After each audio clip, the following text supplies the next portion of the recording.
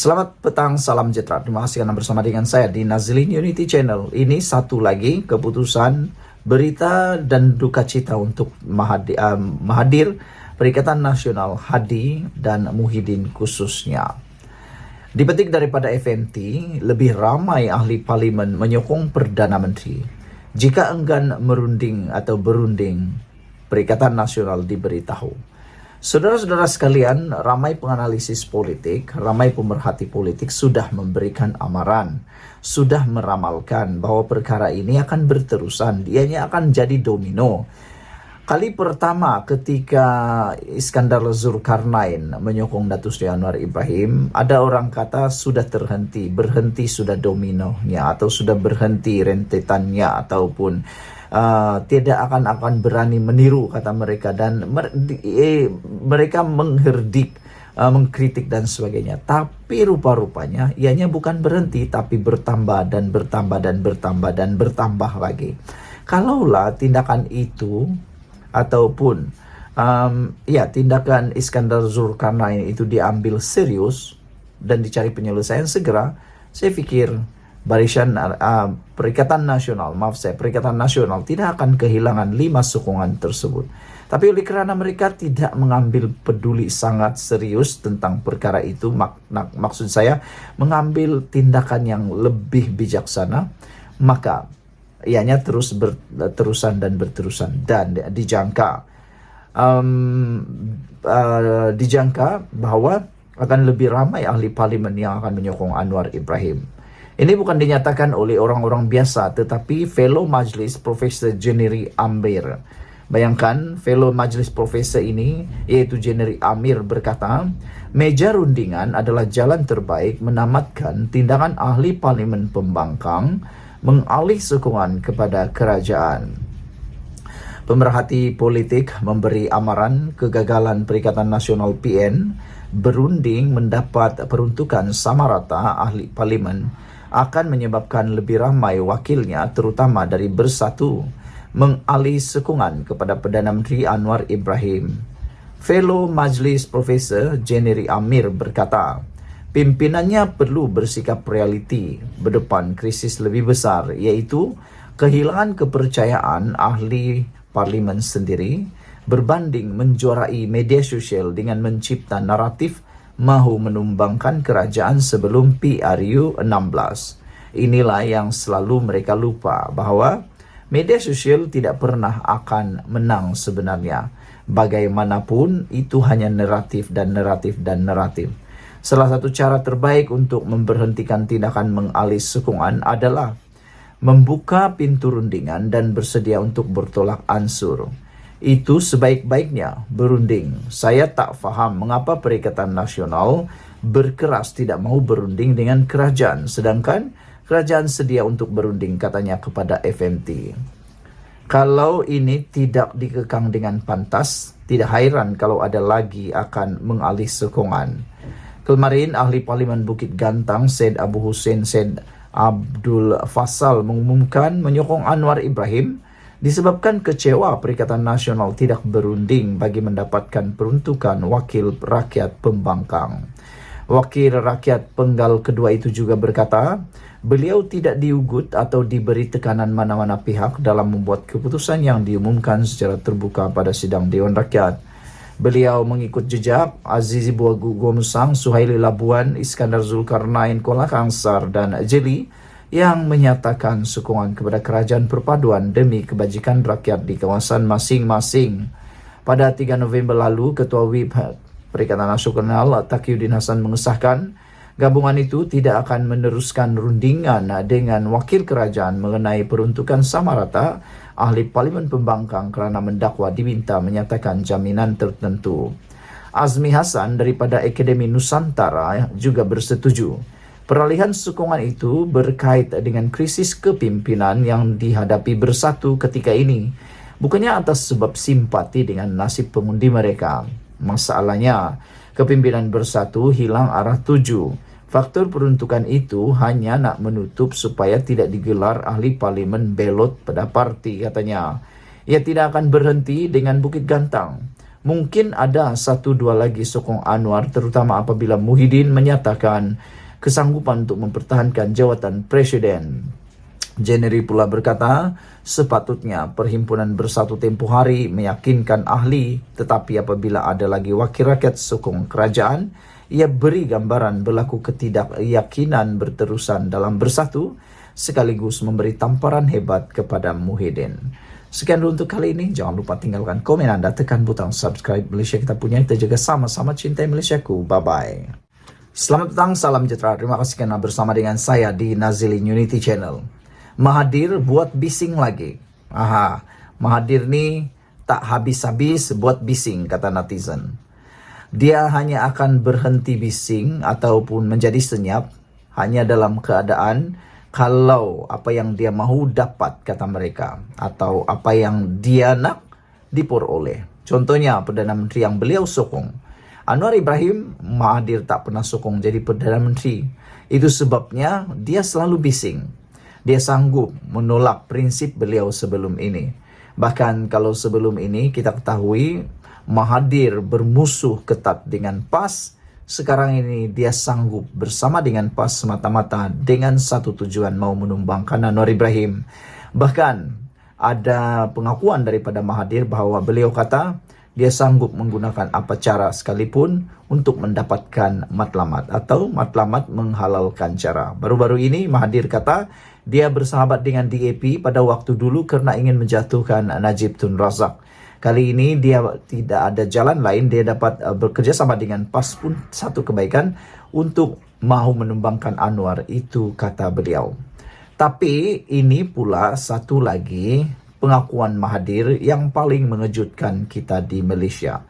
Ini tindakan Mahathir bising lagi apabila dia mendakwa Perikatan Nasional ada peluang ambil alih kerajaan. Aduh, tak habis-habis Mahathir kan.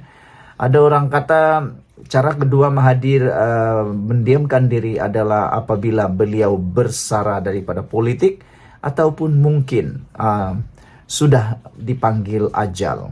Itu saja mungkin yang akan dapat membuatkan beliau senyap, kata mereka.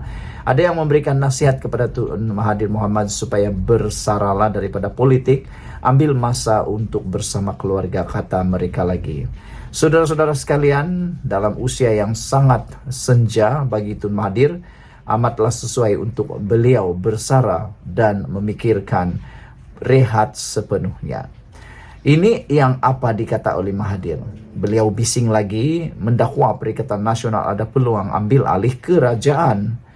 Bekas Perdana Menteri Dr. Mahathir Mohamad berkata, Perikatan Nasional masih mampu untuk mengambil alih kerajaan dengan menggunakan pakai kaedah 5 ahli parlimen pembangkang yang mengisytiharkan sokongan kepada kerajaan tanpa keluar parti sebelum ini. Mungkin idenya sudah mula tular daripada kalangan Macai dan daripada kalangan Walaun. Tetapi harus kita ingat, jumlah yang perlu dicari oleh Perikatan Nasional sekarang ini bukan jumlah yang sangat kecil. Ianya amat besar.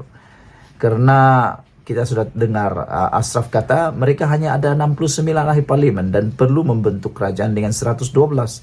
Dari mana mereka boleh dapat lagi ahli parlimen?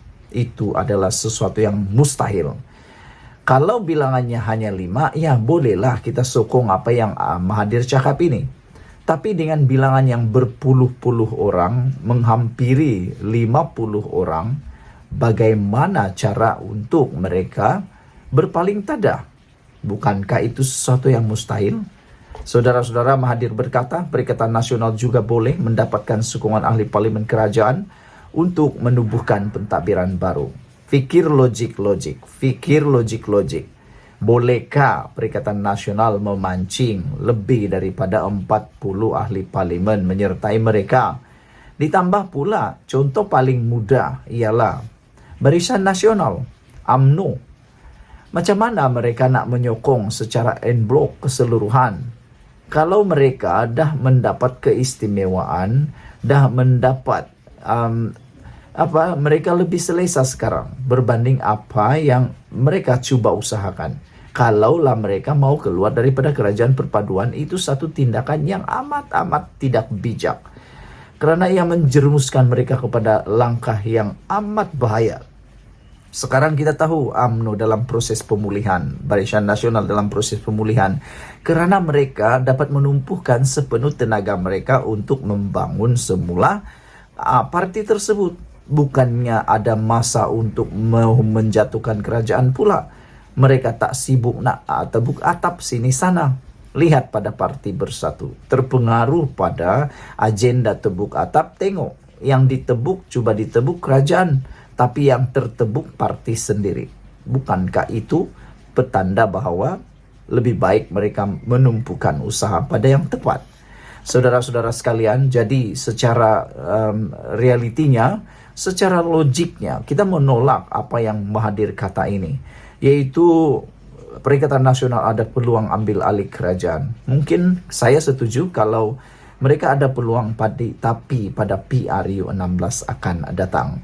Jadi tindakan Mahathir buat bising lagi adalah tindakan yang sia-sia belaka. Karena apa yang dicadangkan ini amatlah tidak bertepatan dengan keadaan semasa.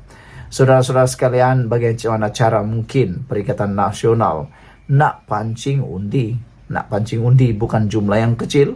Ini adalah jumlah yang amat besar. Saudara-saudara sekalian, sekian dulu untuk kali ini. Jangan lupa tinggalkan komen Anda, tekan butang subscribe. Malaysia kita punya, kita juga sama-sama cintai Malaysiaku. Bye-bye. Selamat datang, salam sejahtera. Terima kasih karena bersama dengan saya di Nazilin Unity Channel. Saudara-saudara sekalian, isu yang hangat pada petang ini ialah membidas tentang ramalan daripada Hadi Awang dan juga Perikatan Nasional, dan juga tindakan mereka yang mengatakan naratif yang tetap sama, konsisten. Kata mereka akan berjaya merampas kerajaan yang dianggotai oleh Pakatan Harapan dan Barisan Nasional serta GPS GRS pada waktu ini. Perikatan Nasional masih lagi terigau-igau, termimpi-mimpi, bahkan seperti Puan Zarkasi kata, masih lagi ada angan-angan Mak Jenin untuk merampas kerajaan ini. Namun ini fakta yang wajib Anda ketahui dan Anda wajib untuk kongsikan kepada semua orang. Faktanya ialah Perikatan Nasional pada waktu ini hanya ada 69 ahli parlimen. Jadi, nak mau merampas kerajaan perpaduan pimpinan Anwar Ibrahim, dari mana mereka boleh dapat lagi ahli parlimen? Bayangkan, mereka hanya ada 69 ahli parlimen, tetapi mereka memerlukan 112 kerusi parlimen untuk membentuk majoriti muda bagi membentuk kerajaan. Jadi persoalan penting yang nak ditanya kepada mereka yang berangan-angan Mak Jenin ini, kata Puan Zarkasi, ialah dari mana mereka dapat tambahan kepada 69 ahli parlimen itu, dan bagaimana mereka dapat menambahnya. Apakah kaedah yang mereka akan guna? Kalau kaedah tebuk atap pun sudah dilihat tidak bermoral, apalagi kaedah yang digunakan yang lebih tak bermoral. Setiausaha Agung UMNO hari ini, yaitu Datuk Dr. Ashraf Wajid Dusuki, membidas kenyataan Tan Sri Abdul Hadi Awang baru-baru ini berhubung kenyataannya bahawa pilihan raya kecil Kemaman untuk Parlimen Kemaman adalah detik untuk mula tukar kerajaan. Menjadi persoalan besar ialah cuba fikir logik, betul-betul logik. Jangan guna emosi, tapi guna logik. Bagaimana 69 boleh berubah 112? Bukankah itu sesuatu yang hampir mustahil? Dr. Ashraf menegaskan bahawa PRK pada 2 Disember ini bukan soal menukar kerajaan. Oh, ini Hadi kata. Tetapi seperti yang ditekankan oleh Hadi, beliau menegaskan PRK pada 2 Disember ini bukan soal untuk menukar kerajaan seperti yang ditekankan oleh timbalan pengerusi Perikatan Nasional itu. Ini sama ada igawan ataupun mimpi, kerana setiap kali dia cakap, seorang lompat beri sokongan kepada Perdana Menteri. Jadi makna kata setiap kali Hadi cakap tentang tukar kerajaan, satu bertambah atau satu berkurang daripada mereka bertambah kepada Anwar Ibrahim. Jadi bagaimana kalau dia cakap lagi besok ada lagi yang berkurang? Hari ini ahli parlimen yang menyokong kerajaan perpaduan ada seramai 153 orang. Sedangkan ahli parlimen Perikatan Nasional ada 69 orang sahaja. Jadi, macam mana nak tubuh kerajaan? Kena ada 112 orang. Sekarang ini ada 69 orang. Nak cari macam mana? Nak cari mana lagi, kata beliau. Membidas ketika berucap pada ceramah Mega Perpaduan Madani di Galiga Kemaman malam tadi. Sehubungan itu, Ashraf Wajdi yang juga pengerusi Majlis Amanah Rakyat MARA memberi jaminan bahawa tiada mana-mana ahli parlimen UMNO akan berpaling tadah menyokong Perikatan Nasional bagi membentuk kerajaan. Kononnya, dia kata sedang pujuk ahli parlimen kita, dan saya sebagai Setiausaha Agung UMNO nak beri jaminan tidak ada seorang pun ahli parlimen kami yang akan berpaling tadah. Tidak ada, tegas beliau lagi. Sebelum ini Hadi memang umum dikenali tidak sudah-sudah menimbulkan kemudian kemungkinan kononnya Perikatan Nasional masih boleh menukar kerajaan perpaduan di peringkat pusat. Bekas Menteri Besar Terengganu sepenggal itu mengakui Perikatan Nasional masih berusaha menarik sokongan pemimpin UMNO yang tidak menyokong kerjasama parti itu dalam kerajaan perpaduan untuk bergabung dengan mereka. Hadi yang juga bekas Duta Khas Perdana Menteri ke Asia Barat itu berkata, pencalonan Datuk Seri Dr. Ahmad Samsuri Mokhtar di Parlimen Kemaman adalah sebahagian daripada persediaan mereka untuk mengambil alih pentadbiran kerajaan. Sekian dulu untuk kali ini. Jangan lupa tinggalkan komen anda, tekan butang subscribe. Malaysia kita punya, kita juga sama-sama cintai Malaysiaku. Bye-bye. Selamat datang, salam sejahtera. Terima kasih kerana bersama dengan saya di Nazlin Unity Channel. Ini keputusan terkini PRK Kemaman. Adakah dengan ini PRK Kemaman dimenangi oleh Barisan Nasional dan UMNO? Dan adakah dengan ini rekod kekalahan terburuk Perikatan Nasional bakal tercipta, iaitu kekalahan Menteri Besar Terengganu itu sendiri? Walaupun ada yang kata mustahil, tapi harus diingat dalam dunia politik tiada yang mustahil. Semuanya boleh berlaku dan ada kemungkinannya. Bila-bila waktu boleh berlaku. Hari ini Ahmad Zahid Hamidi, Timbalan Perdana Menteri pertama, menyeru masyarakat Kemaman beri peluang calon Barisan Nasional tabur bakti. Pengerusi Barisan Nasional BN, Datuk Seri Ahmad Zahid Hamidi menyeru masyarakat di Kemaman Terengganu agar memberi peluang kepada calon wakil rakyat Barisan Nasional untuk menabur bakti di kawasan berkenaan. Pada pilihan raya kecil PRK Kemaman kali ini, Barisan Nasional mempertaruhkan bekas Panglima Angkatan Tentera ATM Jeneral Bersara Tan Sri Raja Muhammad Effendi, Raja Muhammad Noor sebagai calon kerajaan perpaduan. Ahmad Zahid Hamidi menyifatkan pengalaman yang dimiliki Muhammad Effendi ketika mengemudi pasukan Angkatan Tentera Malaysia menggambarkan beliau seorang yang mempunyai semangat juang yang tinggi untuk memberi bakti. Ia ditambahkan lagi dengan keberadaan beliau membesar di bumi Kemaman ini, pastinya memahami sebaiknya kehendak pengundi Kemaman untuk dimajukan selari dengan aspirasi kerajaan perpaduan.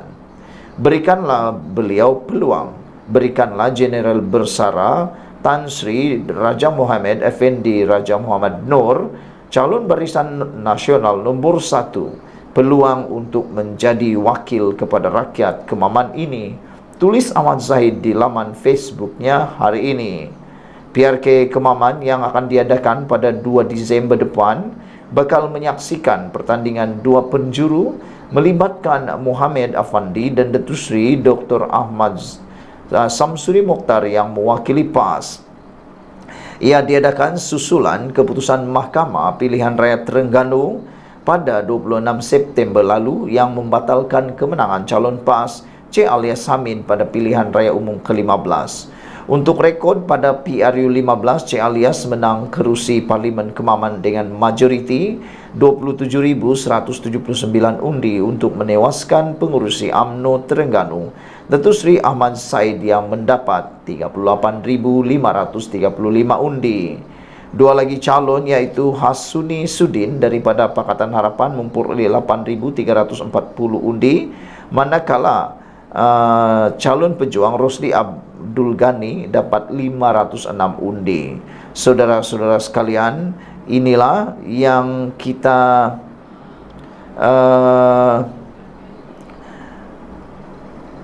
cuba ramalkan, yaitu Barisan Nasional mungkin akan menang di Parlimen Kemaman.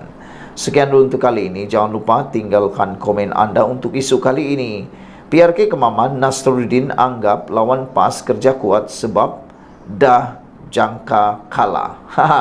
Jadi kalau begitu, apa pendapat anda? Apa pendapat anda? Pada pendapat anda, siapakah yang akan menang PRK Kemaman? Adakah ini akan mencipta rekod baru bahawa Menteri Besar Terengganu akan kalah? Sekian dulu untuk kali ini. Jangan lupa tinggalkan komen anda, tekan butang subscribe. Malaysia kita punya, kita juga sama-sama cintai Malaysiaku. Bye-bye. Selamat petang, salam sejahtera. Terima kasih kerana bersama dengan saya di Nazilin Unity Channel. Hari ini kita digemparkan di Dewan Parlimen dengan panasnya isu. Bukan saja isu tentang 5 ahli parlimen daripada Parti Bersatu telah menyokong Datuk Seri Anwar Ibrahim dengan perkataan-perkataan yang jelik telah dikeluarkan. Bahkan ahli parlimen Bukit Gantang pun terima serangan bertubi-tubi, dibelasah di parlimen. Hari ini dipanaskan pula dengan macai dan celaka.